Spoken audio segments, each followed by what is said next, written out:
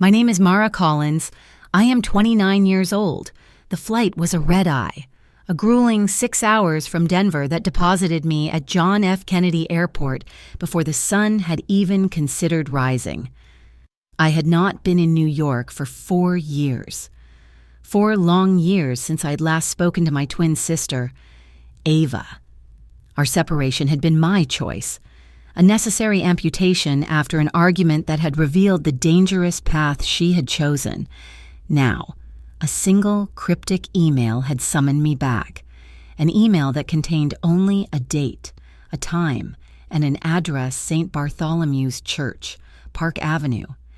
A yellow taxi cut through the pre-dawn gloom, its wipers battling a freezing rain that turned the city streets into slick, black mirrors. This was not the New York I remembered. This was a colder, harder version. The driver dropped me at the curb. I stood for a moment, my single carry-on bag digging into my shoulder. The church loomed before me, a Byzantine monolith against the gray sky. I pulled my simple black coat tighter. It was the only funeral-appropriate thing I owned. My life in Denver was minimalist by design, built to be packed up and moved in under an hour. This place, this street, was the opposite. This was a monument to permanence and wealth. I pushed through the massive carved doors. The warmth and the smell hit me first. A heavy, oppressive cloud of incense and flowers, lilies. The air was thick with their sweet, cloying scent. White lilies were everywhere, draped over the pews, arranged in towering stands, and piled high at the front of the nave. And in the center of it all, surrounded by that ocean of white, was a white casket. The church was not just full, it was overflowing.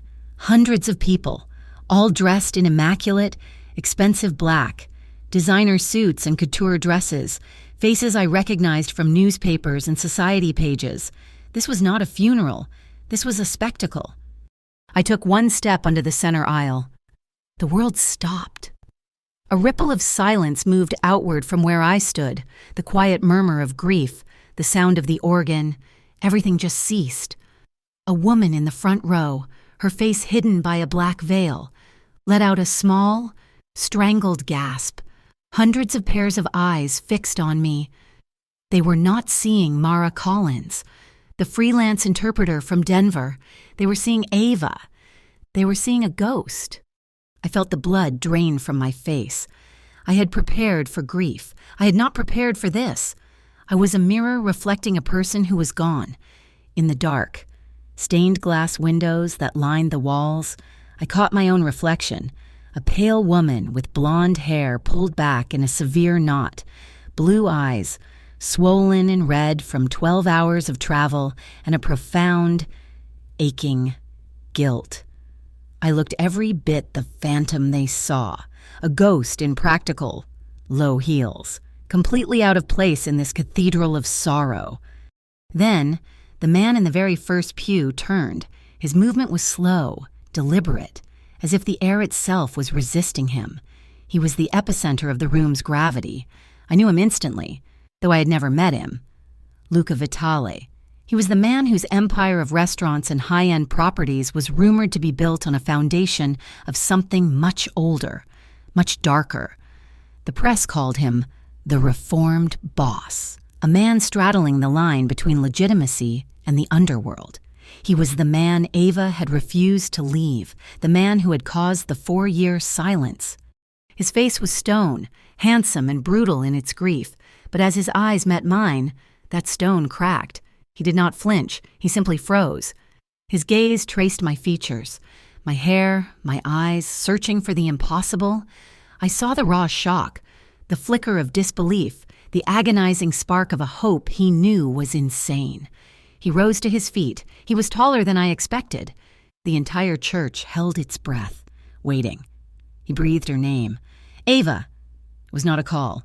It was a prayer that had failed. It was the sound of a man's world breaking apart. I forced my legs to move, one foot in front of the other, the click of my sensible heels echoing like gunshots in the sudden, vast silence. I walked down the aisle, past the rows of staring faces, until I stood directly in front of him. "I am Mara Collins," I said. My voice was a dry rasp. alien to my own ears. I am her twin sister. A shockwave of sound erupted through the pews. Whispers, gasps, the rustle of expensive fabric. It was a wave of pure, unadulterated scandal. Luca Vitali just stared at me.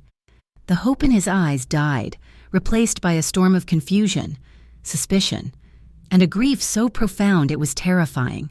He looked from me to the white casket, then back to me. He said nothing. I did not wait for an invitation.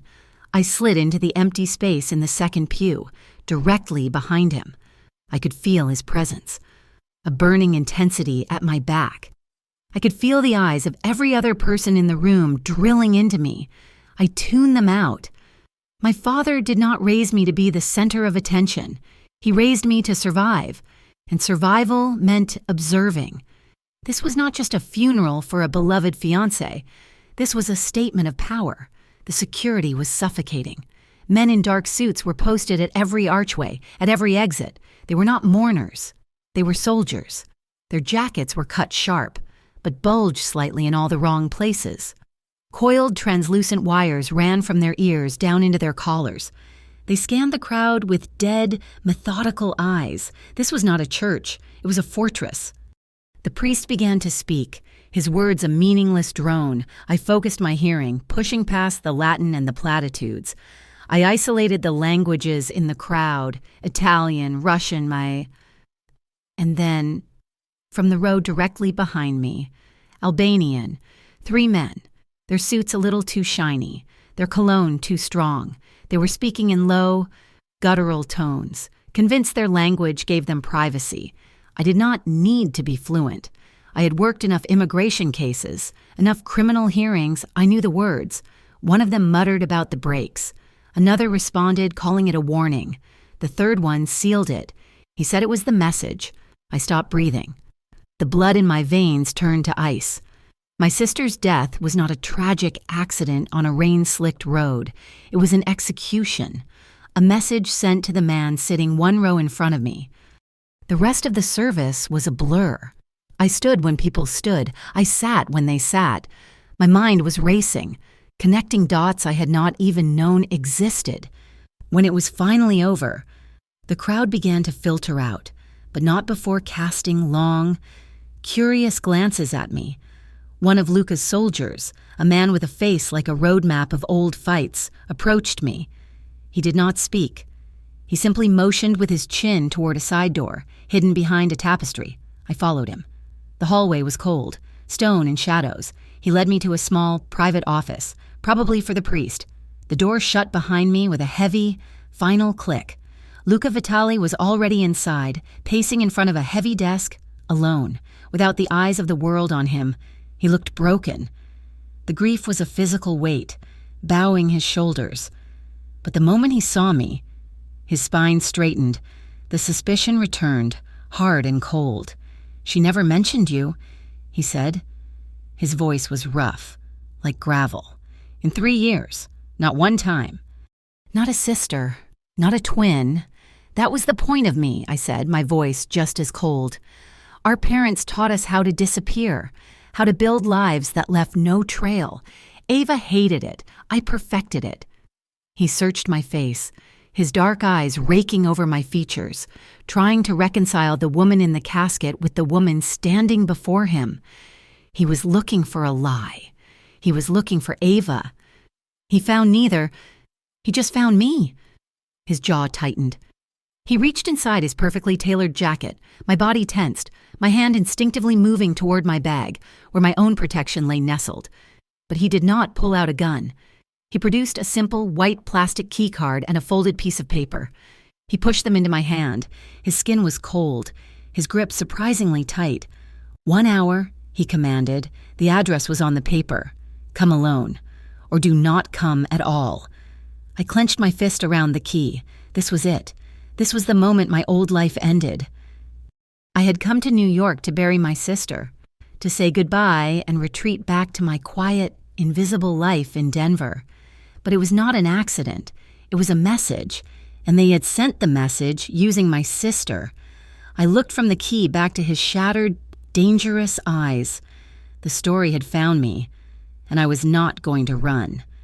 I walked out of the side office, leaving Luca Vitale behind. The key card was slick and cold in my palm. The church was emptying, the sounds of polite, hushed condolences echoing in the high arches. The security men, Luca's men, watched me. They tracked my path from the office to the main doors, their eyes flat and assessing. I did not look at any of them. I did not look back. The freezing rain had not let up. It slanted across Park Avenue, turning the world into a watercolor of blurred lights and dark stone. I raised my hand for a taxi, my carry-on bag feeling heavier than it had 6 hours ago. My entire life was in that bag. A change of clothes, a laptop, a burner phone, and a photograph. It was the uniform of a person who never planned to stay. A yellow cab slid to the curb. I gave the driver the address from the folded paper. A hotel in Midtown. I had 1 hour. As the cab pulled into the snarl of Manhattan traffic, I leaned my head against the cold glass. The city I had fled was swallowing me whole. I had left New York 4 years ago, vowing never to return. New York was Ava's city. I had ceded it to her. My city, my childhood, was Cleveland, a gray industrial stretch of Ohio where our parents, immigrants from a forgotten corner of Eastern Europe, had landed. They had brought with them nothing but 2 identical daughters and a paranoia so deep it was genetic. Our childhood was not like other children's. We were taught to be invisible. We played games, but they were not games. The listening game, in our father would say, his eyes scanning the street. Tell me what the man at the corner is saying. Mara, listen past the words. What does he want? The exit game. Our mother would drill us, walking through a department store. 2 ways out, always. Where are they? We learned to change our appearance with a hat or a scarf. We learned to pack a bag in under 5 minutes. We learned that speaking was a liability. Listening was a tool. Ava hated it. She was a creature of bright, defiant light. She wanted to be seen. She threw tantrums, demanding sleepovers, and brightly colored clothes, and a normal American life she saw on television. I was quieter. I absorbed the lessons. I understood, even as a child, that the games were not games at all. They were survival. Adulthood, I had decided, was just the process of learning to identify the nearest functional exit. 4 years ago, I had used that exit. The final argument was still a raw scar in my memory. Ava, 25 years old and shining, was in love. He's dangerous. Ava, I had pleaded, my voice tight. He is exciting, she shot back, her eyes flashing. He protects me. You're just scared, Mara. You have always been scared, or you're scared of living. She was right. I was terrified. I had not known his name then, only that he was connected, that he moved in a world our parents had spent their entire lives training us to avoid. So I left. I activated the protocols they had taught me. I moved to Denver. I built a life of quiet anonymity. I worked as a freelance interpreter. My clients were law firms, hospitals, and community centers. I chose a job where my only function was to be a conduit, a voice without a face. I paid for everything in cash. My apartment was a month-to-month lease.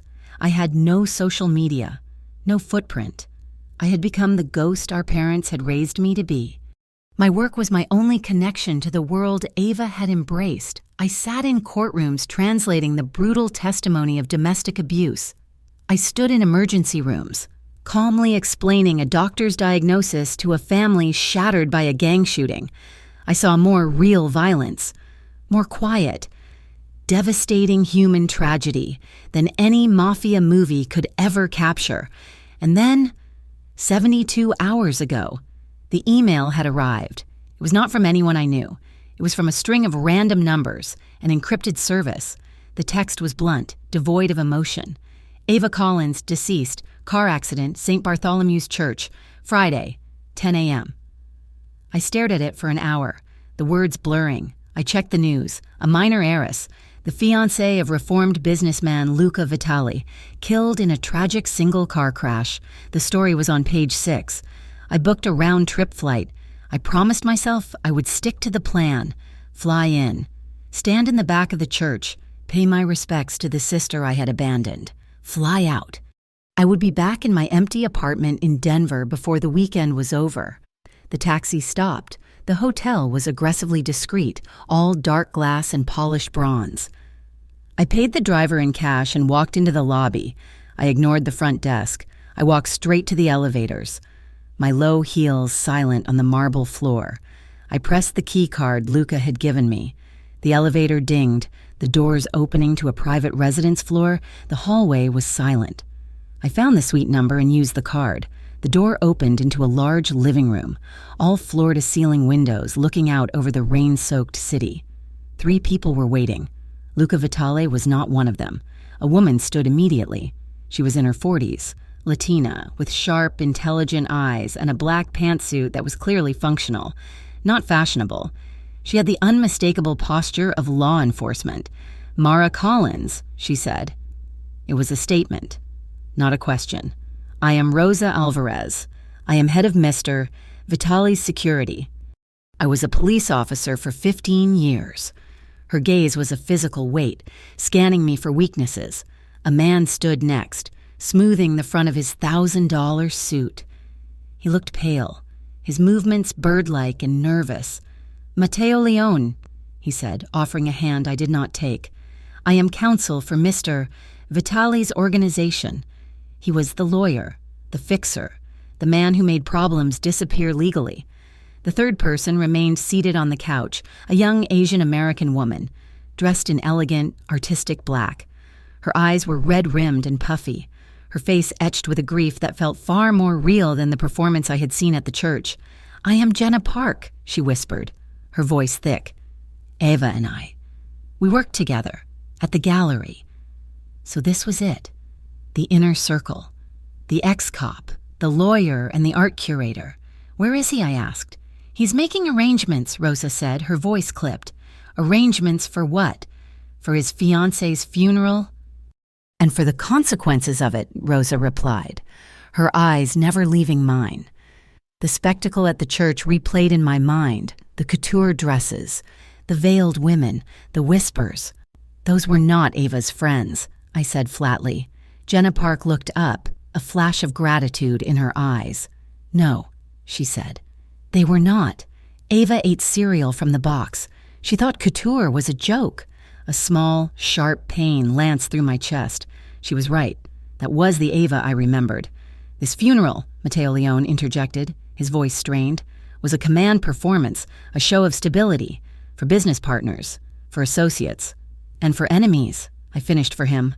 Rosa Alvarez nodded slowly. "Especially for enemies." The media image of Luca Vitale flashed in my mind. The reformed businessman, the philanthropist, the man who had taken an old family name and supposedly laundered it, clean through high-end restaurants and real estate. But the fortress at the church told a different story. The whispers I heard told a different story.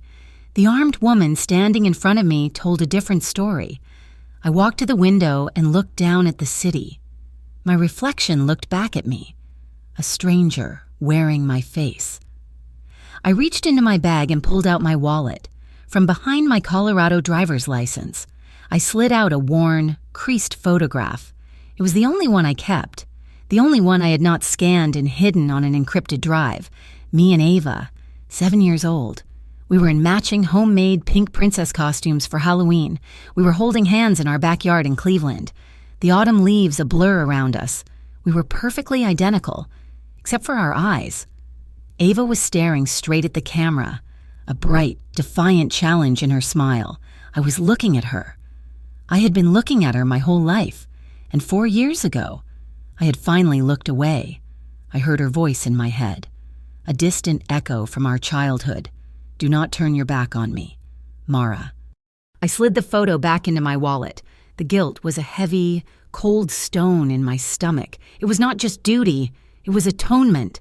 The door to the suite opened. Luca Vitale walked in. He had shed his funeral jacket. He was in a crisp white shirt. The sleeves rolled up his forearms, revealing dark tattoos. The grief was still there, a shadow in his eyes, but it was overlaid now with a terrifying, controlled focus. The businessman was gone. This was the man the Albanians were sending messages to. His eyes locked on mine. He did not apologize for being late. He did not offer condolences. He simply held up a thin, manila file. "I assume," he said, his voice a low growl, "you will want to see the police report." Luca Vitale held the thin manila file in his hand. The silence in the hotel suite was heavy, broken only by the sound of the rain against the floor-to-ceiling windows. Jenna Park was staring at her hands. Matteo Leone, the lawyer, looked pale and sick. Rosa Alvarez, the ex-cop, just watched me, her expression unreadable. He did not hand me the file. He tossed it onto the glass coffee table. It skidded and stopped. "The official police report," he said, his voice a low growl. I picked it up. It was light, far too light. When I opened it, 2 pages. My eyes scanned the text. The practiced, detached language of bureaucracy. Single vehicle collision. Time of accident, approximately 2:15 in the morning. Cause, excessive speed. Loss of control. Wet road conditions. I closed the file and placed it back on the table. "This is wrong," I said. "It is the official report," Matteo Leone repeated, his voice thin. "I do not care what it is," I said, my gaze locked on Luca. "I checked the weather reports for this city going back 72 hours the moment I got the email. It was clear.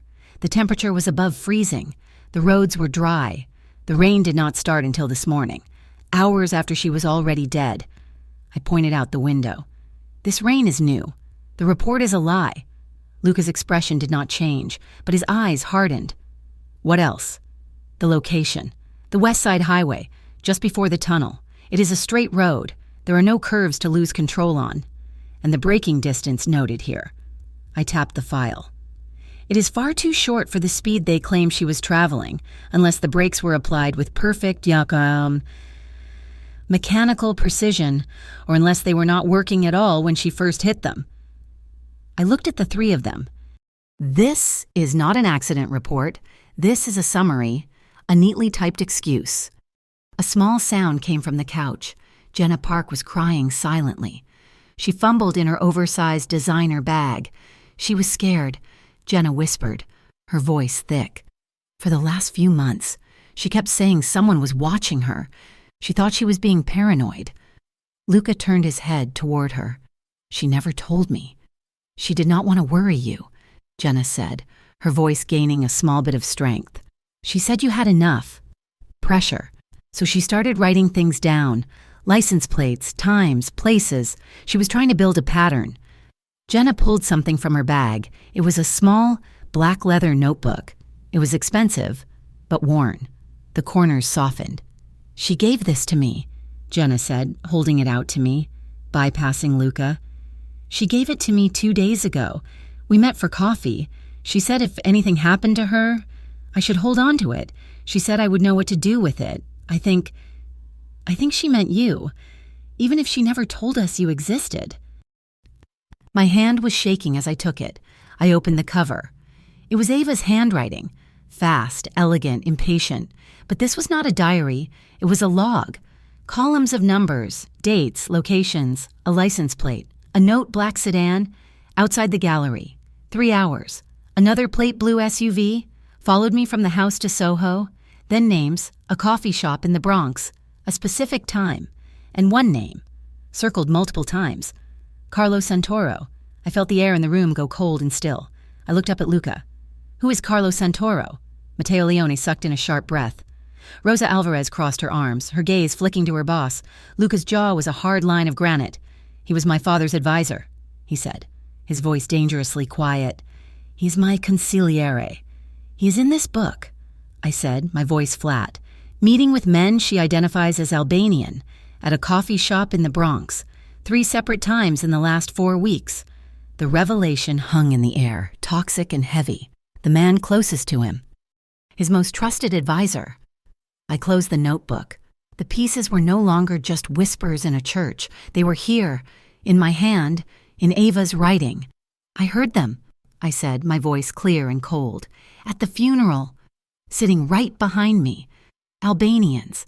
They were talking about the brakes. They called it a warning. They called it a message." I took a step toward Luca. He was taller than me, broader, a wall of controlled power. I did not care. My sister was murdered. If Ava was killed, I will find out who did it. I let the words sink in. A promise. With or without you. He stared down at me. The grief in his eyes was eclipsed by something else, something ancient and cold. He was not seeing his fiancé's twin. He was seeing a threat, or a tool, or both. Without me, he said softly. You will be dead before midnight. They saw you at the church. They do not know who you are. They do not care. They just see a ghost they can use. They see leverage. He took a small step closer. I did not flinch. With me, he said, you have a chance to survive. Mr. Vitale, Rosa Alvarez interrupted, stepping forward. Her voice was firm, professional. She held up her phone. The problem is already escalating, she said. She showed me the screen. It was a grainy photograph, clearly taken with a long lens from across the street from St. Bartholomew's. It showed me, standing alone, looking up at the church doors just before I went in. The caption was in glowing, sensationalist text on some gossip website. The ghost at the funeral, did Ava Collins have a secret twin? It is on social media. Rosa said, it is spreading. The Albanians did not just send you a message. She said to Luca, they sent one to everyone. And now, she looked at me, your face is part of that message. She put her phone away. If they killed Ava to get to him, her perfect copy is not just a complication. You are a new door for them. They will want to know what you know. They will want to know if you are a threat. And if you are not, they will want to know how they can use you. Either way, they will come for you. A cold certainty settled over me. Denver was gone. My old life was gone. I'm not staying here, I said. I have my own hotel. I have my own equipment. That is not a request, Lucas said. And that was not a negotiation. I replied, I do not go into unsecured locations. I do not use other people's equipment. I am going to my hotel. I am getting my bag. Then I will decide. Luca and I were locked in a silent battle of wills. Rosa spoke again. She is right. She is trained. Let her do it. But she is not going alone. I will take her. Luca gave a single, sharp nod. Go, get what you need, and then you come back here.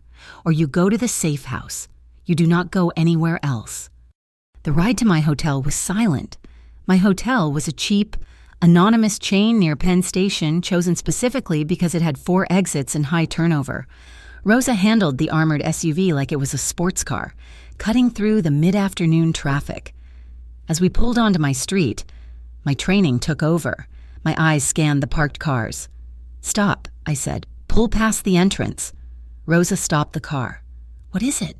Across the street, the black sedan, parked in a loading zone. Rosa squinted. It is New York. Everyone parks in a loading zone. Not this one, I said. I saw it this morning when I first landed. I took a cab here to drop my main bag before I went to the church. That car was there then. Same spot. Same angle. Rosa's eyes narrowed. He is good. He is lazy, I corrected. He did not change his location. He assumes I am just a civilian. Drop me at the corner. I will go in the side entrance. Wait for my signal. We can take him, Rosa said. You do not know who he is. You do not know if he has backup. You do not start a war until you know the battlefield. Wait. I got out. The freezing rain hit my face. I walked around the block, my small carry-on in hand. I entered through a service door I had mapped earlier, took the freight elevator to my floor, and walked down the hall. My room was as I left it. I locked the deadbolt and threw the latch. I opened my larger suitcase, my real equipment, encrypted hard drives, a dedicated satellite phone, and my Glock 43. I checked the load, the one thing our father had insisted we both learn, the one lesson Ava had laughed at. I had not. I sat on the edge of the bed, the gun on the nightstand, and opened Ava's notebook again. Carlo Santoro. I stayed there as the gray afternoon turned into a black, rainy night. I did not sleep. I just read. I memorized the plates, the times. It was past midnight when I heard it, a faint click outside my door. I did not breathe. I was already moving, grabbing the Glock, the cold metal a familiar weight, another sound, a thin, metallic scrape. Someone was sliding a tool into the electronic lock mechanism.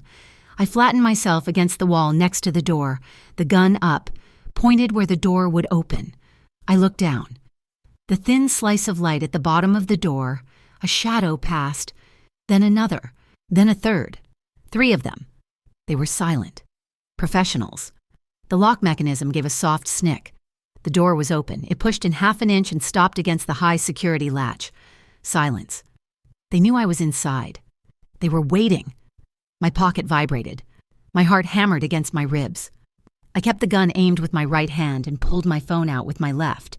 An unknown number. The text message contained a photograph. It was the license plate of the black sedan across the street. Below it, 1 line of text. Do not open the door. Cleaning staff in 5 minutes. Follow them. My blood ran cold. Who was this Rosa? A new sound from the hall. The rattle of a metal cart. Wheels squeaking. Housekeeping, a woman's voice called out, so loud and cheerful. The shadows under the door vanished. I heard a faint shuffle of feet moving away. I risked a look through the peephole. The hallway was empty. The cleaning cart was sitting 20 feet away. I waited. A full minute. Nothing. I slid the latch, opened the door, and moved out, gun first. The hallway was clear. The cart was abandoned. The red fire exit sign at the end of the hall was propped open with a small wedge. I ran. I took the stairs. My feet silent. I burst out into the back alley. The rain was a deluge. Rosa Alvarez was leaning against the SUV, her arms crossed. She was holding a 2-way radio.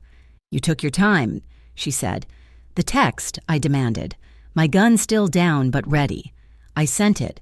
We have been watching the Watchers since you tagged them. They followed you from Luca's hotel. Albanians. Low level. They were not sent to kill you.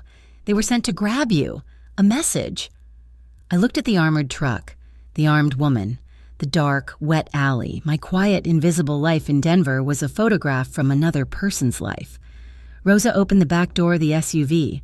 Welcome to the real New York, Mara, she said. I got in, and she shut the door. The game was on. The armored sport utility vehicle cut through the rain-soaked streets. Leaving the chaos of my compromised hotel behind, I sat in the back, the Glock heavy in my lap, a cold and solid reassurance.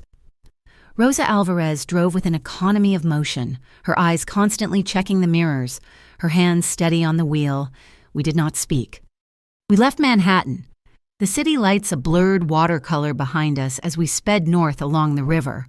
The apartments and high-rises gave way to high stone walls and the dark, skeletal shapes of winter trees. After 20 minutes, she slowed and turned onto a private road. Massive iron gates, modern and brutalist, slid open silently at our approach. The driveway was long. The house at the end of it was not a home. It was a compound. It was a fortress of old, dark stone.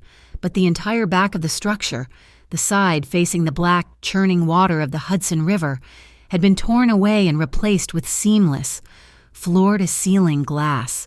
It was a statement of power, a place that declared it had nothing to hide, while being surrounded by walls thick enough to stop a truck. Rosa led me into the main hall. The ceiling was 3 stories high. The sound of our footsteps echoed on the polished marble floor. And Ava was everywhere. It was not a home. It was a museum. A massive, framed portrait of her hung over the fireplace. My sister captured in a moment of pure, defiant laughter. Smaller, candid photographs lined the tables. Ava drinking coffee in a bathrobe. Ava asleep on a sofa. Ava staring out at the river. He had not just loved her. He had curated her. I felt a cold, suffocating pressure in my chest. I had come to New York to find the truth about her death, and instead I was trapped in a shrine to her life. I was a ghost haunting a memorial. Your room is this way, Rosa said, her voice pulling me from the haze. She led me to a guest suite that was larger than my entire Denver apartment. It was beautiful, impersonal, and the windows, I noted, were thick ballistic glass. Mister, Vitaly is in the command center, Rosa said from the doorway. Downstairs. When you are ready. I was not ready. I set my bag on the bed. I was protected by armed guards in a house built by a man I did not trust, surrounded by the image of the sister I had failed.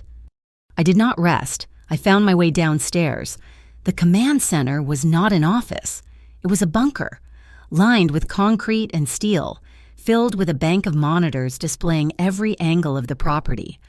Luca was there, standing before the screens. Matteo Leone, the lawyer, sat at a long table, looking pale. I walked to the table and opened Ava's small leather notebook. "These are not random notes," I said. My voice was loud in the silent, tense room. I spent the next 12 hours dissecting that book. My life as an interpreter was not just about knowing words. It was about memory. It was about recognizing patterns in speech, in behavior. I applied that same skill to Ava's frantic, desperate log. I took her lists of license plates, her geographic coordinates, her scribbled names of coffee shops in the Bronx and anonymous warehouses in Queens. I laid them out. I had Rosa's team cross-reference the plates. I had Matteo pull property records for the addresses. A map began to emerge, a dark and intricate web. The Albanians, the crew led by a man they called Victor Kodra, were the muscle. But Ava had found something deeper. She had found the connection, the shipping companies, the logistics hubs, the trucking routes. They were all legitimate businesses. And they all, in some way, connected back to shell companies managed by Luca's organization. "She found the back door," I said, my voice quiet. "This is the intersection. This is where the legitimate world and the underworld meet." Matteo Leone looked sick. "This is catastrophic. Mara, Victor Kodra is not a reasonable man. This is not a man we can negotiate with." "So what do you suggest?" Matteo, Luca asked. His voice was low, devoid of emotion. He had not taken his eyes off the screens. "A dark solution," Matteo whispered, his eyes darting to me and then away. "We find him. We remove the problem. An eye for an eye. It is the only way he will understand." I slammed the notebook shut. The sound was like a gunshot in the concrete room. "No," I said. Luca turned his head. His eyes were cold. "No, you do not solve this with bullets," I said, my voice shaking with a sudden cold anger. "That is what they want. That is the game they are playing. You kill Victor Kodra. His replacement will be 10 times worse, and you will set this entire city on fire. It is loud. It is messy. It solves nothing. And what is your suggestion, Miss Collins?" Matteo sneered, his fear making him brave. "We send him a strongly worded letter. We use this." I tapped the notebook. "We use the law. We use the press. We do not just cut off the head of the snake. We poison the entire nest. We find the evidence Ava was collecting, the shipping manifests, the wire transfers, the bribes. We build a case so big, so toxic, that the federal government has no choice but to take him down. We dismantle him with indictments and asset seizures. That is how you win. That is permanent." Luca stared at me. "She wants to use the press." "You want to be a legitimate businessman, Luca. This is what legitimate looks like. It is slow, it is meticulous, and it works." Before he could answer, a high-pitched alarm blared through the bunker, making us all jump. Rosa's voice crackled over the intercom, sharp and urgent. "Contact Gate 1. We have multiple vehicles, non-responsive." Luca was moving before she finished. He grabbed my arm. His grip was steel. "With me. Now." He did not wait. He dragged me from the bunker up the stairs to the main floor. Rosa met us in the marble entryway, her gun already drawn. "They are not subtle," she said, her face grim. We ran to the main living room, the one with the glass walls. I looked out into the rain. My blood ran cold. 3 heavy flatbed trucks were speeding up the driveway. They were not stopping. They smashed through the reinforced iron gates as if they were made of tin. "The safe room!" Luca yelled, shoving me toward a paneled wall that I had not noticed. Rosa hit a hidden switch. The panel slid open, revealing a thick steel door. "Matteo, go," Luca ordered. The lawyer scrambled inside. Rosa followed, her gun trained on the hallway. "Mara, get in." I moved just as the sound of the first explosion rocked the house. It was not a bomb. It was a concussive blast, followed by thick smoke. I stumbled into the small, steel box. Luca was right behind me. The door hissed shut, and a series of heavy bolts shot home with a sound like a cannon firing. The room was small, lit by a single, bare bulb. A bank of monitors flickered to life, showing the external cameras. The grounds were chaos. The 3 trucks had stopped. At least 20 men in black tactical gear were pouring out, firing automatic weapons at the house. Luca's men, positioned on the roof, returned fire. The attackers were not trying to get in. Not yet. They were moving with precision. They split into teams. One team moved toward the garage. Another ran toward the side of the house, toward the power generator. They knew the layout. They knew the angles. They knew where the security blind spots were. "They have been inside," I whispered, watching the methodical assault. Or someone gave them the blueprints. Luca's face was white with a rage so profound it was terrifying. He watched his fortress being dismantled. "Carlo," he breathed. The name was a curse. "Carlo Santoro, the consigliere." The firefight lasted for 10 minutes. It was loud, brutal, and terrifying. Then, as quickly as it began, it stopped. The attackers retreated, dragging 2 of their own men. They left the 3 burning trucks on the lawn. Silence fell, broken only by the crackle of the flames and the insistent blare of the alarm. "They were testing us," Rosa said, her voice tight. "They were testing our defenses, our response time. This was not the real attack. This was a demonstration." "Get me Carlo Santoro," Luca snarled into the room's intercom. We waited. The seconds ticked by. "Sir," a strained voice came back. "Mister, Santoro is not responding. His phone is off. His security detail is not checking in." "Find him," Luca ordered. Matteo was pale, typing frantically on a laptop connected to the room's system. "His phone. The last ping, it just went offline. But I have the location." He looked up, his eyes wide with fear. "Where?" I demanded. "St. Michael's Cemetery." Matteo said, "In Queens." "Where Ava was buried this afternoon." I grabbed Ava's notebook. I flipped through the pages. My memory snagged on an entry. "St. Michael's, Tuesdays, C." "It matches," I said, my voice flat. "Ava tracked him there. Often. He's paying his respects," Luca said, his voice dripping with acid. "The loyal friend. He's compromised," I said. He's either the traitor or he is being forced. We need to know which." "I will go there," Luca said, his hand balling into a fist. "I will cut his heart out." "No." I put my hand on his arm. He tensed, his entire body like coiled steel. I did not move my hand. "We need you sharp. Luca, not hot. You go there. You start a war you cannot finish. We use this. Use what he is a ghost. Then we give him a reason to appear," I said. The plan was forming, cold and clear in my mind. "First," I said, looking at Matteo, "we leak. You call one of your reporters. The ones on your payroll. You tell them the grieving twin sister is terrified. She's booking a flight back to Denver. Tonight, you make it public." "That makes you a target," Rosa said, her eyes sharp. "That makes me bait," I corrected. "They will either try to stop me from leaving or they will relax, thinking the threat is gone. While they are watching me, we move on Carlo." "How?" Luca asked. "He goes to her grave," I said. "To show his loyalty, to prove to himself he is not a monster. Men like that are sentimental. We will use it." "How?" "Rosa." I turned to her. "Can you get a team into that cemetery right now without being seen?" "Yes. Plant a microphone. A good one in the flowers, in the fresh lilies that I am sure he brings. I want to hear every word he says to my sister." It took 4 hours. Rosa's team was invisible. The bait was leaked. My name. The mystery twin was suddenly all over the internet gossip sites. By nightfall, we were back in the bunker. The air was thick. We listened to static, then we heard it. The sound of footsteps on gravel. A man's heavy, sighing breath. Then a voice. Carlo Santoro. He was speaking Italian, fast and low. A prayer, an apology to Ava, and then he switched. He started using words I recognized from the funeral. "Albanian, a reminder," he said, his voice breaking, a frantic whisper. The break line. It was just a warning. That is all it was supposed to be. A message. To force his hand. Luca squeezed his eyes shut. He had to choose. Carlo went on, sobbing now. Go legitimate now, immediately, or pay the price. But she fought back. She tried to drive through it. She was not supposed to die. Victor Kodra did not care. Luca let out a sound. It was not a yell.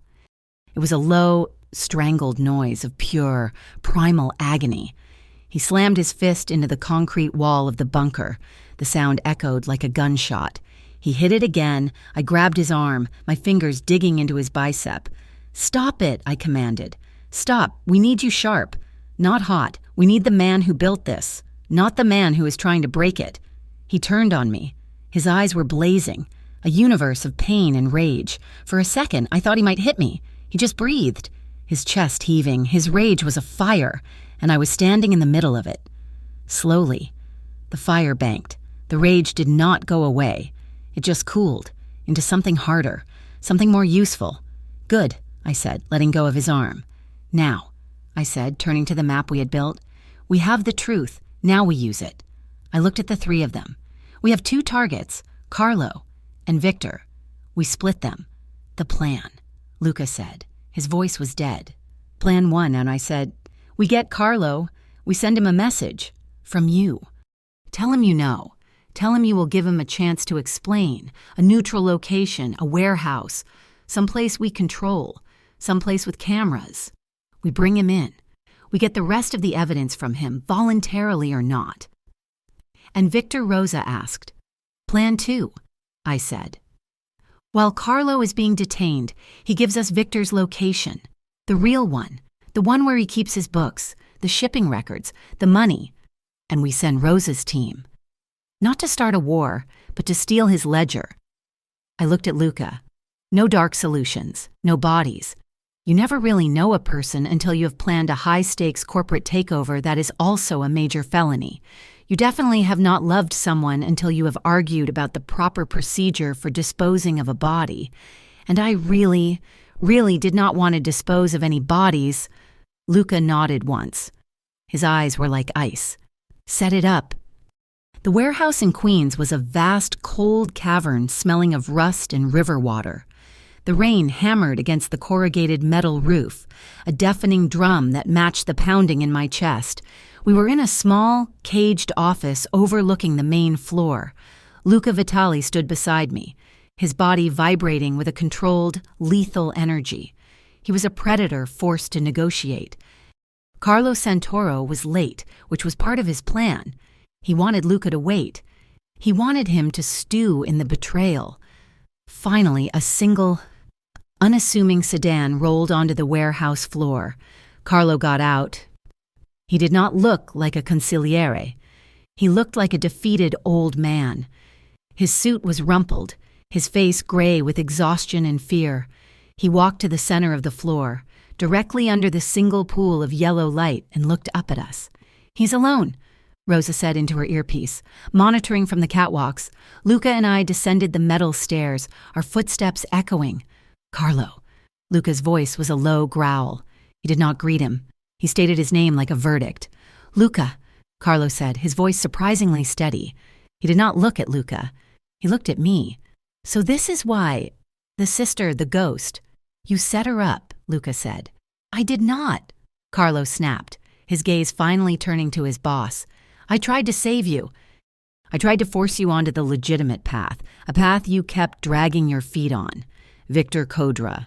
He is a butcher. The warning was for you. Luca. A reminder that your transition was not happening fast enough for his partners. Ava. She was not supposed to be in the car. She was just collateral damage. Luca's hand moved inside his jacket. I would not, Carlo said quietly. If my heart stops, if I fail to check in by 3 o'clock this morning, a data packet is sent to the United States Attorney for the Southern District of New York. Luca froze. It contains everything, Luca, Carlo said, his voice filled with a profound sadness. Your father's books, your books, the port deals, the shell companies, the Albanian connection. It will burn us all to the ground. I built it as insurance against Victor. Now, it is my insurance against you. A dead man's switch. The ultimate betrayal. What do you want, Carlo? I asked, stepping forward. My voice was calm, cutting through the thick hatred between the two men. "I want to disappear," Carlo said. "I give you Victor, all of him, on a plate, and you let me walk. You give me a new name, a new life, and you forget I ever existed. You give us Victor first," Luca snarled. "That is the deal," Carlo said. He opened his briefcase. He pulled out a laptop and a hard drive. This is everything, his entire operation, schedules, bank routes, bribes. He's moving his assets. Tonight. "We need proof," I said. "We're not walking into another trap." "Proof," Carlo laughed. A dry, ugly sound. "How about this?" He turned the laptop around. He clicked a file. A video played. It was grainy, dark, clearly filmed from a hidden camera. It showed Victor Kodra in a restaurant, handing a thick envelope to a man in a Port Authority uniform. We could hear the audio, the promises of faster customs clearance, of containers that would not be scanned.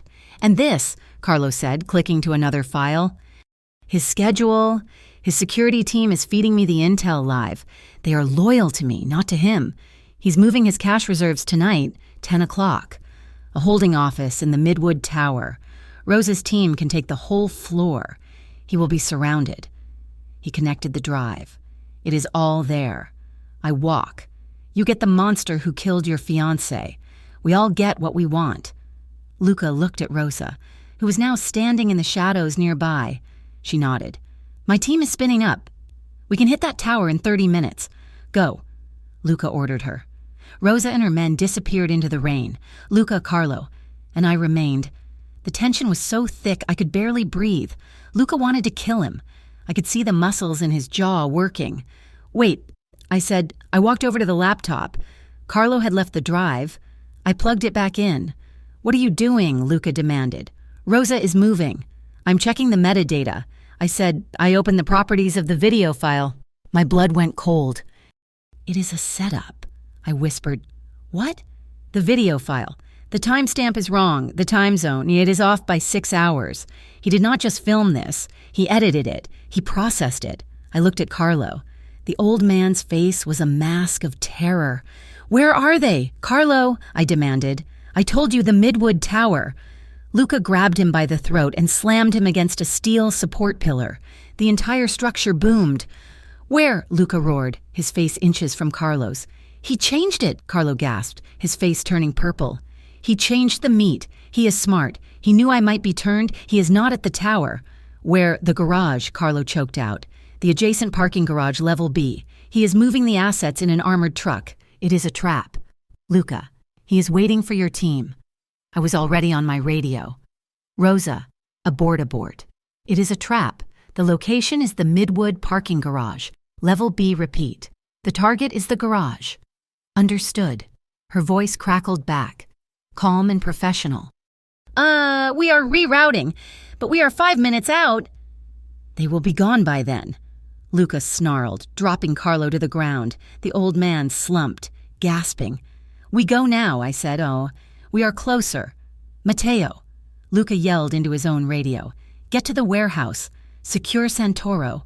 Do not let him out of your sight. He stays alive." Luca was already running for our armored car. I was right behind him. We hit the street, the sport utility vehicle's engine roaring. Luca drove, his hands white on the wheel. He drove like a madman, cutting through the late-night traffic, laying on the horn, running red lights. The rain was a solid wall of water. We screeched into the entrance of the Midwood parking garage. The gate was already up. "It is quiet," I said. "Too quiet. They are waiting for Rosa," Luca said. "They are not waiting for us." He killed the headlights. We slid through the darkness, our tires squealing on the wet concrete. We rounded the corner to level B. There it was. An armored truck, its back doors open, a black armored Suburban, engine idling, and at least 10 men, dressed in black, moving heavy duffel bags from the truck to the Suburban, and in the middle of them, directing traffic, was Victor Kodra. "They have not seen us," I whispered. "They will," Luca said, chambering around. "Wait," I said. My eyes darted around. The attendance booth. It was empty. But inside, I saw the microphone for the public address system. Stay here. Cover me. Before he could protest, I was out of the car. I ran, keeping low, sprinting the 20 yards to the booth. I slid inside, my heart hammering so hard I thought it would break my ribs. I grabbed the microphone. I took a deep breath. I channeled every cold, authoritative interpreter I had ever worked with, every federal agent I had ever translated for. I pressed the button. The feedback squeal was deafening. Federal Bureau of Investigation. Whoa! My voice boomed across the concrete garage, amplified 100 times.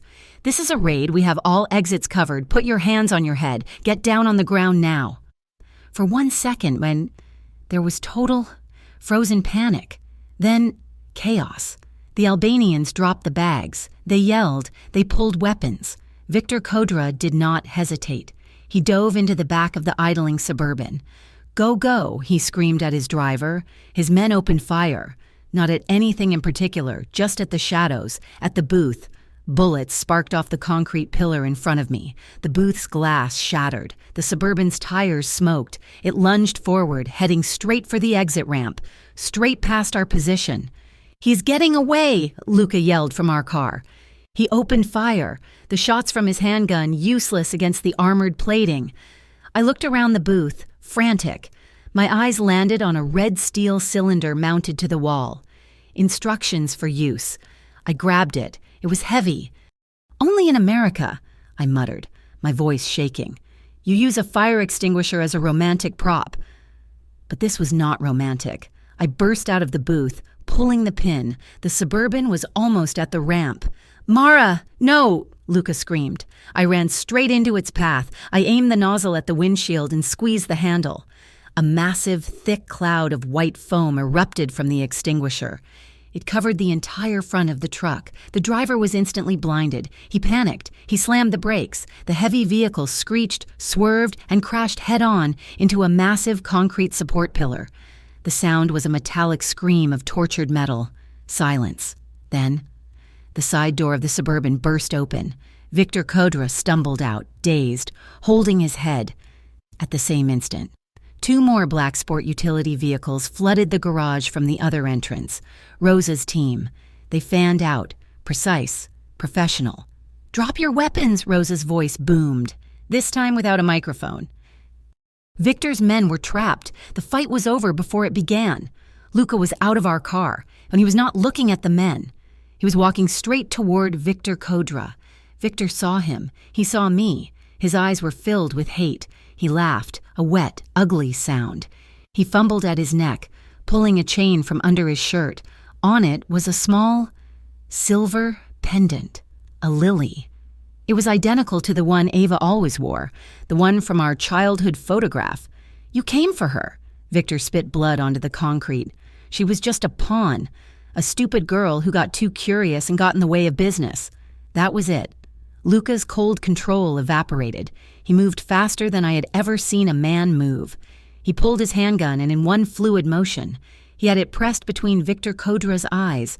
Victor's laughter died. Luca, Rosa called, her voice sharp. Say her name, Luca whispered, his voice shaking with a rage that was beyond human. His finger was tightening on the trigger. I moved. I put my hand on the gun. My hand was flat against the slide, my fingers wrapped around the hot barrel. No, get your hand off my gun, Mara, he snarled. He was not speaking to me. He was speaking to a ghost. No, I said again, my voice firm. Look at me. Look at me, Luca. You kill him like this. You execute a man in a cold garage, and you become him. You honor her by becoming the monster she was trying to get you to leave. He was shaking. His gaze was locked on Victor's terrified eyes. This is not justice, I said, my voice softening. This is just more noise. Justice has a longer memory than a bullet. Let him live. Let the system we built crush him. Let him sit in a cage for the rest of his life, knowing you won, knowing she won. For a long, terrible second, he did not move. Then, I felt the tension leave his arm. He took a ragged breath. He slowly, agonizingly stepped back. He holstered his weapon. He looked at me, his eyes a raw, open wound. Rosa and her team had Victor in zip ties. He was secured. I pulled out my phone. Mateo, call your friend at the Attorney General's office. Tell him we have a present. We have Victor Codra, live and breathing, and we are sending him the entire data file from Carlo's dead man switch, the real one. I looked at Rosa. Get that drive from Carlo. Send the financial data to Mateo's forensics team. I want every account frozen, every shell company seized, every shipping container locked down by customs and the Internal Revenue Service before the sun comes up. We did not just catch the snake. We were about to burn his entire world to the ground. The chaos of the parking garage dissolved as quickly as it had erupted. Victor Codra, hooded and bound, was handed over by Rosa's team to state authorities at a neutral location, a transaction facilitated by a frantic Mateo Leone. The official story would be an anonymous tip. The federal government, hungry for a high-profile win, did not ask questions. We returned to the warehouse. Carlo Santoro was gone.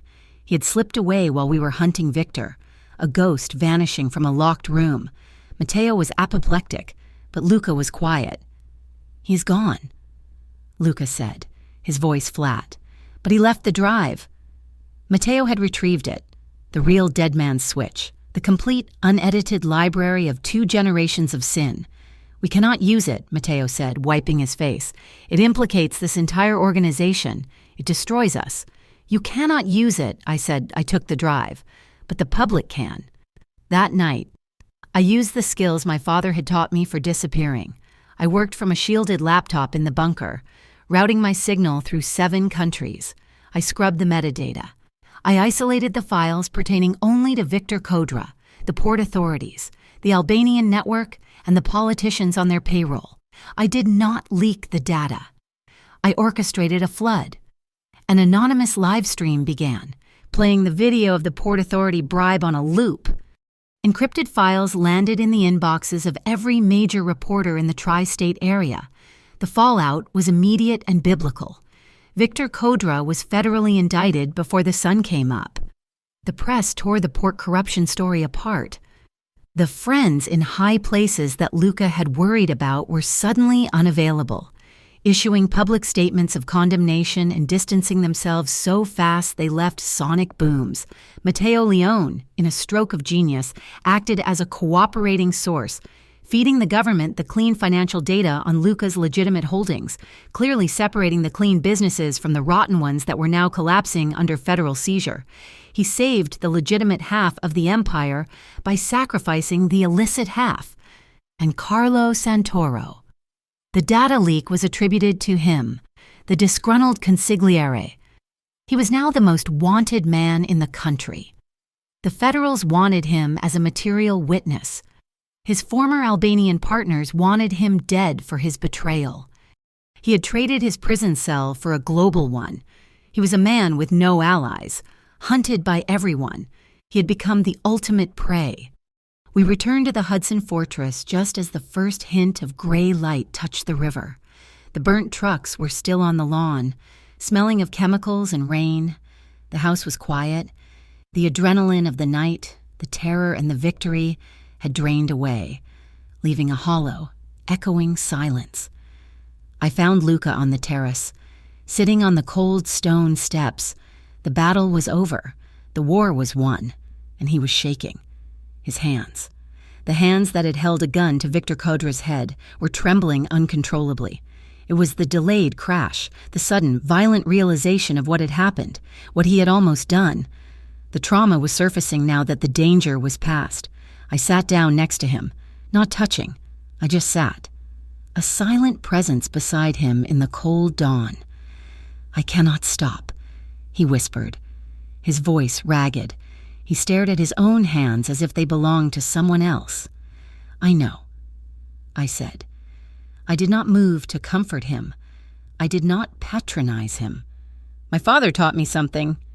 For when the world gets too loud, it is a breathing exercise." He said nothing. He just kept shaking. "Breathe in through your nose," I said, my voice quiet and steady. "Count to 4. 1, 2, 3, 4. Now hold it for 7, 6, 5, 4, 3, 2, 1. Now breathe out through your mouth. Slowly for 8, 7, 6, 5, 4, 3, 2, 1. He did it. His breath was ragged. Again, I said. We sat there for 20 minutes, just breathing. The sun came up. The shaking in his hands did not stop completely, but it subsided. It became a tremor. He turned his head and looked at me. His eyes were raw. He had been a monster, an avenger, a boss. Now he was just a man. "Thank you," he whispered. I just nodded. The day was a flurry of activity. The house was filled with lawyers and insurance adjusters. I found a quiet room and made a call. Jenna Park answered on the first ring, her voice tight with panic. "Jenna, it is Mara. Oh my God, Mara, the news, I saw." "It is okay," I said. "It is over. He is caught, but I need your help." "Ava's work, her photographs." "Yes, I want to have an exhibition," I said. "A fundraiser for victims of the kind of violence that killed her. I want to hang that picture she took, the one of the Brooklyn Bridge, right before the storm. The light was all gold, but the sky was black." Jenna was quiet for a second. I heard her take a deep breath. "City after rain," she whispered. That is what she called it. Yes, I can do that. I will start tomorrow." Later that day, Luca, Matteo, Rosa, and I met in the bunker. It was no longer a command center. It was a boardroom. "Rosa," Luca said, his voice back to its normal, steady timbre, "I am restructuring. The legitimate businesses will be consolidated under a new holding company. I want you to run all security, corporate, physical, everything. You report only to me." Rosa Alvarez looked at him. She did not smile. "I will accept," she said, "on one condition." "Name it." "We start a fund, a real one. With the profits, we help women get out of the gangs, out of the life. We give them housing, training, a real path. That is my price." Luca nodded once. "Done. Matteo, make it legal." Matteo turned to me. "Miss Collins, Mara, your work. Your analysis of Ava's notebook was brilliant. Your strategy in the garage, your handling of the data leak. It was masterful. The new company will need oversight to ensure it stays clean. I have never seen anyone who can read risk and pattern the way you do." "What is the offer, Matteo?" I asked. "Chief Compliance Officer," he said. "You would use your skills in language, your analytic mind, to vet every deal, every partner, every employee. You would be the wall that keeps the darkness out, for good." I looked at Luca. He was watching me. He was not ordering me. He was waiting. I thought of my empty apartment in Denver, my life of running. "I will consider it," I said. The next morning, at sunrise, Luca and I drove to St. Michael's Cemetery. The world was quiet. The press was still focused on Victor Kodra. We stood at Ava's grave. The sea of funeral lilies was starting to wilt. Luca placed a new, fresh bouquet of white lilies on the grass. I reached into my coat pocket. I pulled out the worn photograph of 2 7-year-old girls in pink princess dresses. Holding hands, I placed it against the headstone, nestled among the flowers. We stood in silence for a long time. "I loved her," Luca said finally, his voice thick. "I loved her fire, her defiance. I loved that she was not scared of me." I nodded, my throat tight. "When I first saw you," he continued, turning to look at me, "at the church, I thought I was losing my mind. I thought she had come back, and for days, I looked at you and I was just looking for her. I was looking for a copy." I stared at the photograph. "But she is not here," he said, his voice soft. He took a small step toward me. You are nothing like her. She was fire. You are water, you are steel, you are quiet, you see everything. You stopped me from becoming a monster in that garage. You saved me." He gently touched my arm. I did not pull away. "I am not in love with a ghost. Mara," he whispered. "I am falling in love with you. It is not the same song. It is just a different, quieter song from the same instrument." I looked up at him. His eyes were clear, free of the rage and the grief for the first time. I put my hand over his. "I will love you, Luca," I said, my voice steady. I will love you if you choose the long light, if you choose this path every day and never look back. He did not hesitate. He squeezed my hand. I choose it. We left the cemetery and drove straight to Matteo's high-rise office. The boardroom was filled with a dozen lawyers. Stacks of documents covered the table. For the next 3 hours, Luca Vitali signed papers. He was divesting. He was selling. He was liquidating every asset, every company, every holding that had even the faintest connection to his father's old world. He was cutting the cord, permanently.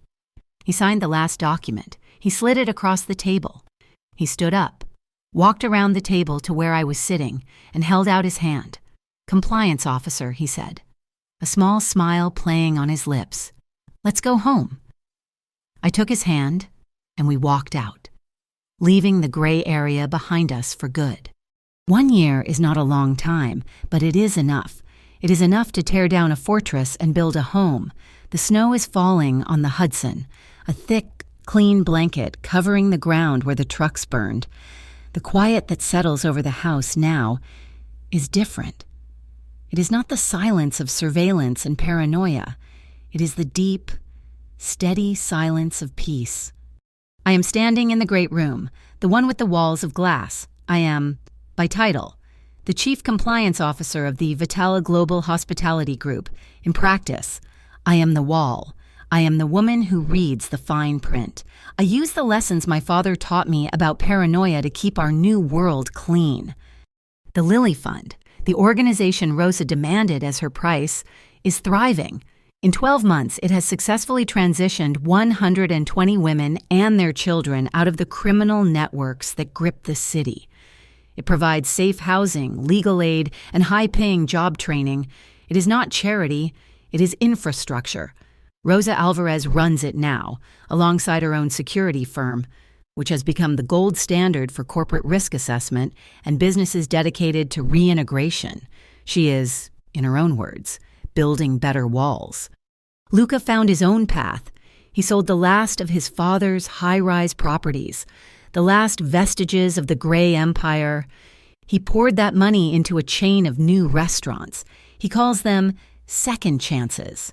The name is blunt. Just like him, he hires exclusively from programs like Rosa's, staffing his kitchens with men and women who have paid their debt to society and are looking for a new start. The food is, by all accounts, revolutionary. I smile, looking at the window. This very glass was the subject of our first real, domestic argument 3 months ago. I informed Luca that I was replacing all the ballistic glass in the house. He looked at me as if I'd suggested we drain the river. "You cannot," he said, his voice instantly tight. "It is not safe. It is bulletproof," I argued, running my hand along the cold, thick surface. "And it is suffocating. It makes the light look green and sick. I will not live in a bunker, Luca. I will not have you unsafe," he insisted, the old boss returning for a moment. "We are safe," I said, my voice quiet but firm. "We are safe because of the work we did. We are safe because Victor Codra is in a federal supermax prison for the rest of his natural life.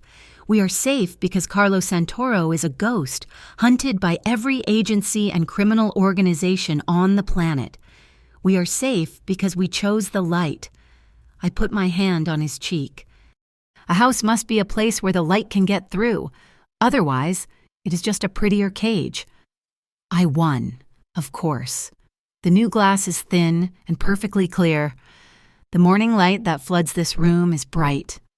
Jenna Park took Ava's photographs, the City After Rain collection, on a national tour. The exhibit raised hundreds of thousands of dollars for victims of violence. Ava, in death, became the celebrated artist she had always longed to be in life. We all found our own ways to honor her. My new, quiet life of reading contracts and vetting partners was interrupted last week. A small, square package arrived at the house. It was wrapped in simple brown paper. There was no return address, just my name, Mara Collins, written in clean block letters. I took it to the study. Old habits die hard. I scanned it. I x-rayed it. It was clean. I cut the tape. Inside, nestled in a bed of white tissue paper, was a small, familiar object. My breath stopped. It was a small, silver pendant, a lily. It was Ava's, the one she had worn since childhood, the one I saw Victor Kodra holding in that cold, dark garage. Underneath it was a small, folded card. My hand was shaking. I opened it. The handwriting was not block letters. It was elegant, fast, impatient, but so is titita. It was hers. The note contained only 2 sentences. Do not find me. Let me be the wind behind the sail. I dropped the note. I ran down to the bunker, the room we now used as a media center and a wine cellar. I pulled the security footage from the post office in rural Pennsylvania where the package had been mailed. The camera footage was grainy. It showed a woman approaching the counter. She was dressed simply. She was wearing the dark, modest habit of a nun. She wore large, dark sunglasses, even indoors. She paid for the postage in cash and turned and walked out. I replayed the video. I replayed it again and again. I zoomed in, clarifying the pixels. I focused not on the face, but on the movement, the way she moved her shoulders, the slight, impatient bounce in her step as she walked away. It was her. It was Ava. I sank into the chair, the air leaving my lungs. My sister was alive. I made one call to Mateo. I asked him to use his sources, his deep, dark connections I did not want to know about, to find one file, a federal file. The truth, when it came, was sharper than a knife. On the night of the crash, the accident near federal agents had been tailing Victor Kodra. They were building their own separate case. They saw the collision. They saw the brake line message. They got to Ava's car before Kodra's men could. She was critically injured, but she was alive. They realized what they had. A material witness against a vast criminal network. A witness who was now presumed dead by the entire underworld. She was the perfect asset. They pulled her out. They faked her death. A clean swap at the morgue. They hid her from everyone. From the press, from her doctors, from Luca, from me.